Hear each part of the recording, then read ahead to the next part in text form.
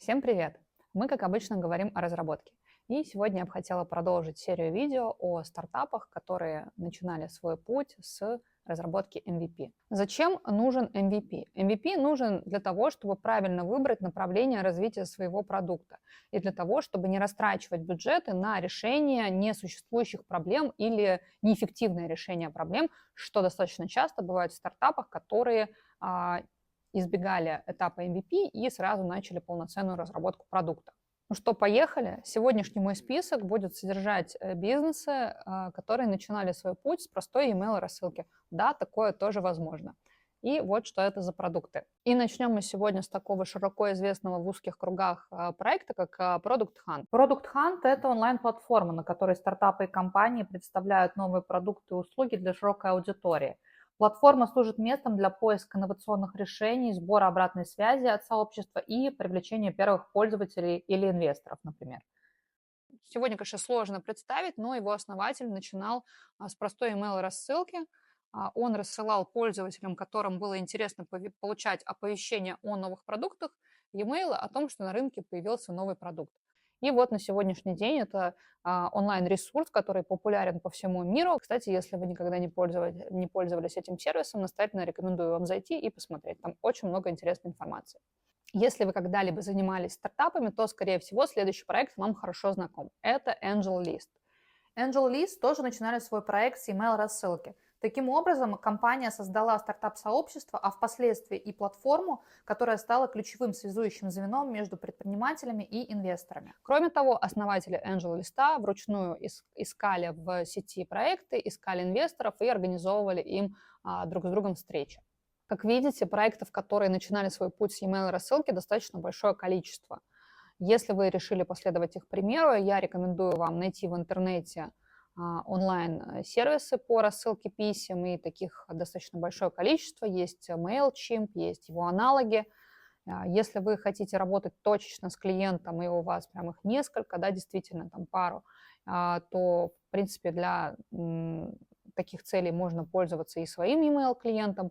Однако надо понимать, что ребята, которые начинали там 10-20 лет назад, конечно же, у них не было такой жесткой регуляции. На сегодняшний день есть правила, которые регламентируют процесс рассылки имейлов, поэтому прежде чем заниматься рассылкой писем, вам необходимо получить разрешение от пользователя, что он согласен от вас получать информацию. Поэтому здесь, конечно, нужно быть аккуратнее.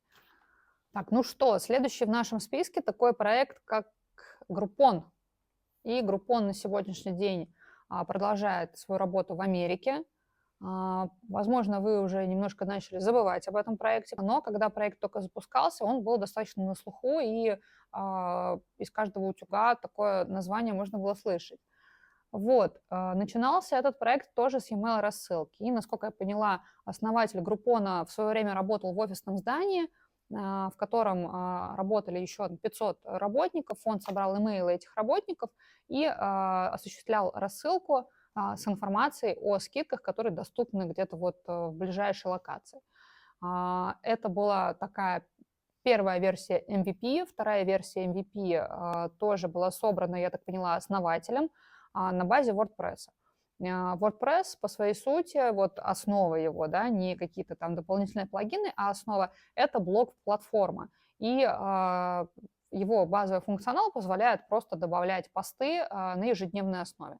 Так вот, для Groupon эти посты были возможностью каждый день публиковать информацию о каких-то новых скидках, предложениях и так далее.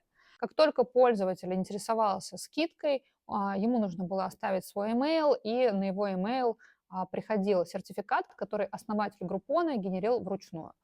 Это была такая эволюция MVP Groupon, но хочется сказать, что как первую, так и вторую версию несложно повторить, поэтому если ваша идея каким-то образом структурой похожа на Groupon, можно вот, пожалуйста, брать и вдохновляться тем, что сделал проект на своем пути, потому что проект все же достаточно успешен все еще. Вообще вариант MVP через e-mail рассылку очень хорош, потому что позволяет на ранних этапах собрать целевую аудиторию.